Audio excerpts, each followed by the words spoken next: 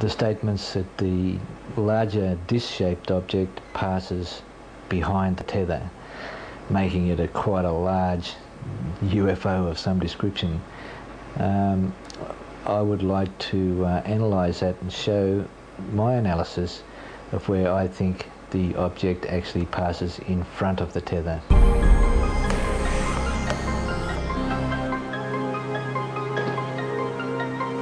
In a further surprising development, Billy Cox, a journalist on the Florida Today newspaper, contacted Martin Stubbs and myself with a view to running an article on the affair.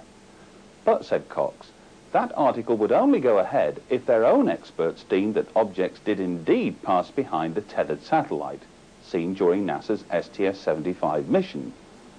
If his people on Florida Today concluded they did not, then the story was dead as far as he was concerned. On the 2nd of June 2000, Florida Today ran a huge story about the NASA footage, including the tethered sequence shot over North Africa on the 26th of February 1996. The paper's own experts had concluded what we had known all along, that the objects you see here do indeed pass behind the stranded tether. Watch the Airy Disc near the tether come in and out of focus as the NASA camera focuses on the tether.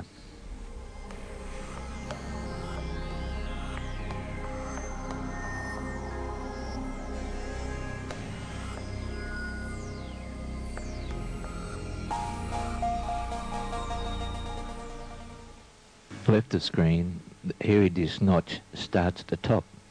As it moves right, the notch changes to the bottom. This means it's an in-camera effect.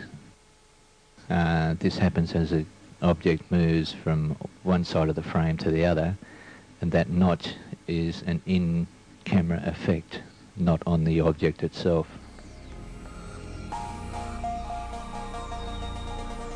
The Airy Disc form as the camera zooms in. They are now out of focus.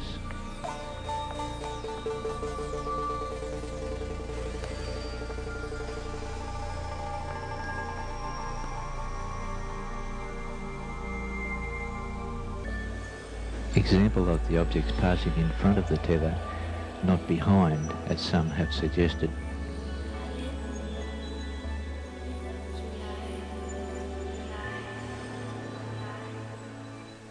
The black exposure line to the right of the tether is an important aspect to look when viewing the objects passing in front. They block out that exposure line. This can only happen if an object passes in front of the tether, because the black line is not part of the tether itself. It's a nature of video footage and can only be blacked out if something passes in front of it. If the object passes behind the tether, then the black exposure line would remain there because the tether is brighter than the Airy Disc itself. Note the distortion in that object at the top there. If the object was passing behind the tether, you would not get those lines of the tether being distorted in that manner. This bottom object also passes in front of the tether. The black line on the right-hand side of the tether, being an exposure effect, not actually on the tether, is being covered by the object in front. I have used a manual focus to deliberately make the object out of focus, and this creates what's called an Airy Disc. I use this to emphasize the flickering of the flame within the garbage bag, and you can see the similarity of the Airy Disc nature of this object to the ones in the tether footage. That the objects you see here do indeed pass behind the stranded tether.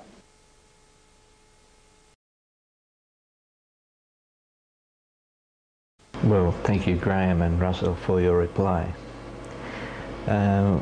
We need to establish here that the objects regarding this analysis is the larger orb type or Airy Disc type object going either in front or behind the top of the tether. The debate on this subject is not if any objects at all go behind the tether. It is based on the statements that these larger orbs or objects go in front or behind the tether. What we are trying to establish whether these larger objects are in fact exactly what you see is large diameter orbs or discs, UFOs in other words. If so, this makes these objects extremely large. Or if they go in front of the tether and there are in fact an out of focus smaller illumination, which is my side of the debate. Now the Russians pan over the Russians and they see this thing. Now look at this. They zoom in on it, but they go too far. It's close, so they pull back and there it is, in focus. The blue coming off of it. And then he zooms back. The second space phenomena is a genuine phenomenon. And were that proven to be the case, two burning questions would need to be addressed. Is it extraterrestrial? And is it intelligent?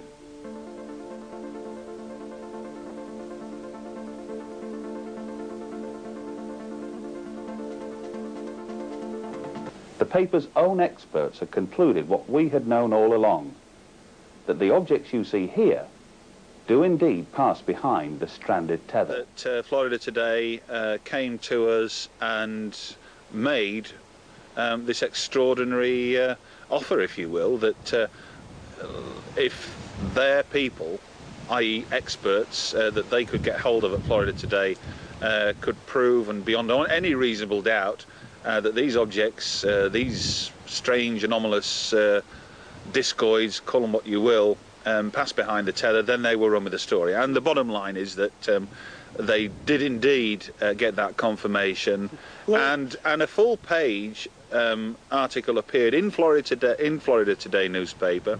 UFO magazine, Graham Birdsall, Russell Callaghan, and indeed Martin Stubbs have never ever made any blasé claims about what you're actually seeing on these videotapes. We've never speculated that these are og from og, if you like, have we? We've never gone down that road. The aim of the exercise has been to get it out there into the open air, to let researchers and the like have a go at it. Obviously the debunkers and the skeptics are also going to be there and have a go, but it's rather difficult. The fact that it's space-bound footage takes a lot of the wind out of the sails of the debunkers and the skeptics, because, you know, we can't knock it away as weather balloons or geese or whatever. You will see a remarkable difference in the detail around the edges of the tether and the edges of this particular sphere that we're talking about that does indeed go behind the tether. Let's just keep collecting, studying, and analyzing, and eventually the jigsaw puzzle will come together. They're saying, how far is the tether? Well, the tether is now 100 miles. And they zoom with their incredible zoom in on it, and you see some of these spheres in front of the tether, and some of absolutely clearly, no problem at all, they're behind the tether. And if the tether's 12 miles, and these are half the size of the tether going behind it at 100 miles away, they're not specks of ice.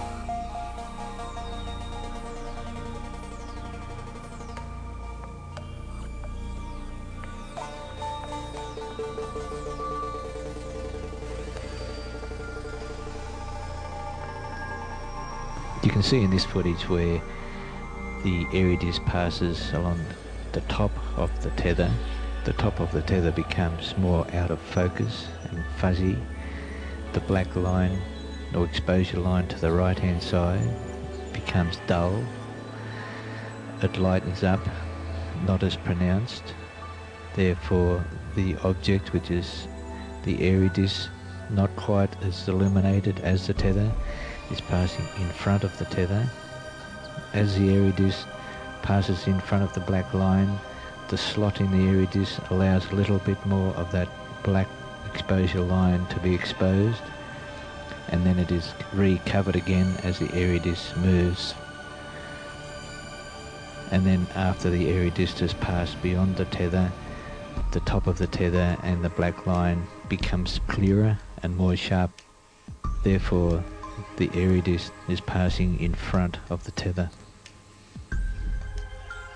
you will see a remarkable difference in the detail around the edges of the tether and the edges of this particular sphere that we're talking about that does indeed go behind the tether.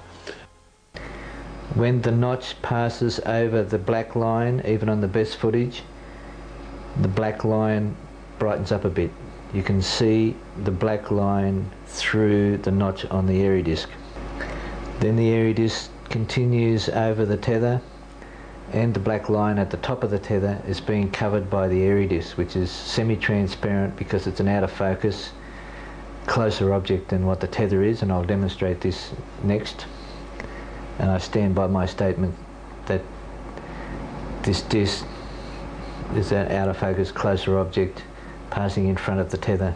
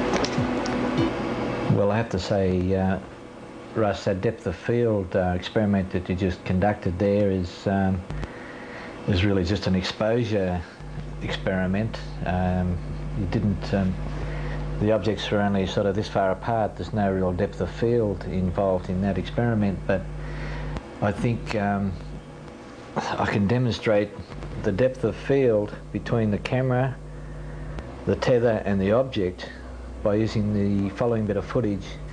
In this clip, infinity is the full capacity of the lens adjusted to infinity. On the right hand side we have C, which is the camera, and on the bottom of that will be a moving graph which will indicate where the Airy Disc comes into focus. The space shuttle is approximately 400 miles above the Earth, and we could estimate the distance when this Airy Disc object comes into focus if the spacecraft was travelling approximately 8 miles per second. We could estimate how far away the object is when it does come into focus. This exercise is used as a demonstration in how we could estimate the depth of field and how far the objects are away from the camera. 100 nautical miles. Charlie, completely unzoomed, and you see the full extent of the tether. I tried to adjust the focus, but I can't get better than that. Okay, Claude. Thank you. Let it zoom in now.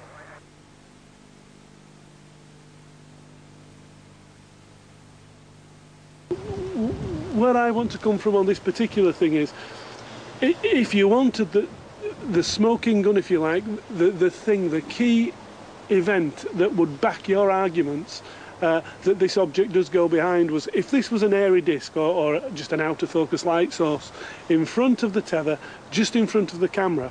If somebody knocked the camera, then surely you would expect that object to fill the frame, to shoot across the frame and to obscure what's actually behind it. Even though it's transparent, you would see the event, if you like. Well, watch, this doesn't happen. we've got a typical movement which looks like somebody knocking the actuator of the arm that controls the camera, and obviously in the space with the zero gravity and the vacuum of space, this thing sort of wanders for a few seconds, and it gives total movement side to side on a couple of occasions, and of course the object behind it stays behind the tether, and that, my friends, is going to take some explaining. Yeah. So you watch the movement of this object. Instead of being smooth like that, it's actually like this, which means it's in front of the tether. Franklin, we see a long line, a couple of star-like things, and a lot of things swimming in the foreground.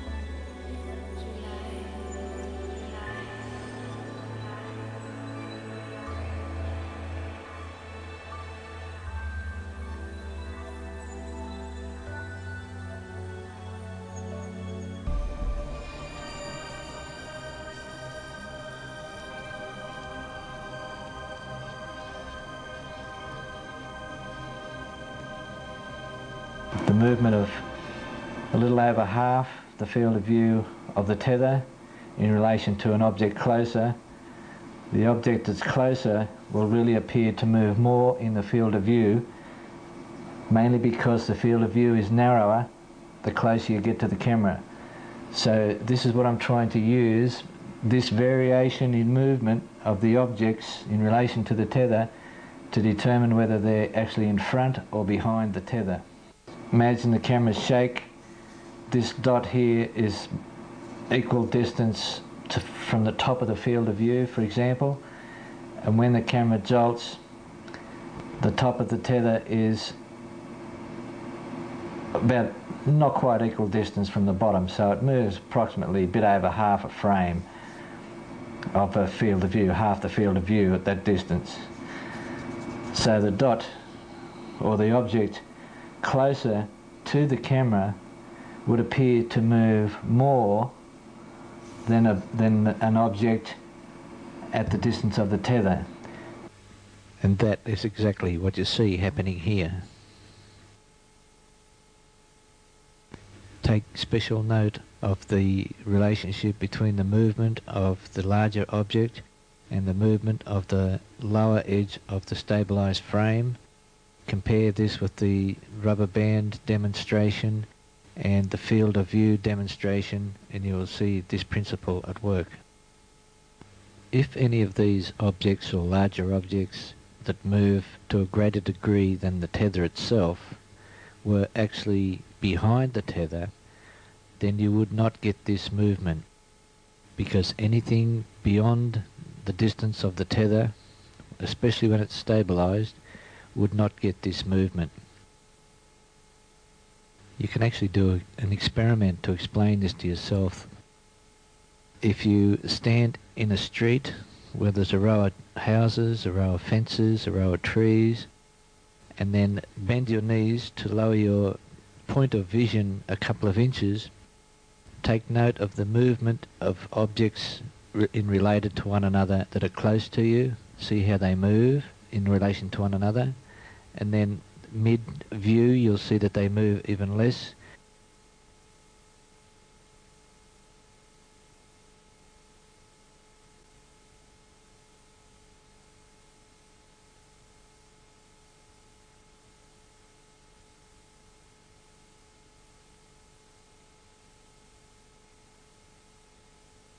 And distance way off, you'll see that you cannot determine any movement in relation to them, especially when you go to great distance the objects behind the furthest distance ones will not seem to move at all. This is the depth of field and the way that movement of objects in relation to one another when your depth of field varies from close up to long distance or infinity. And this is what we're looking at with the tether footage. Franklin, we see a long line, a couple of star-like things, and a lot of things swimming in the foreground. Can you describe what you're seeing?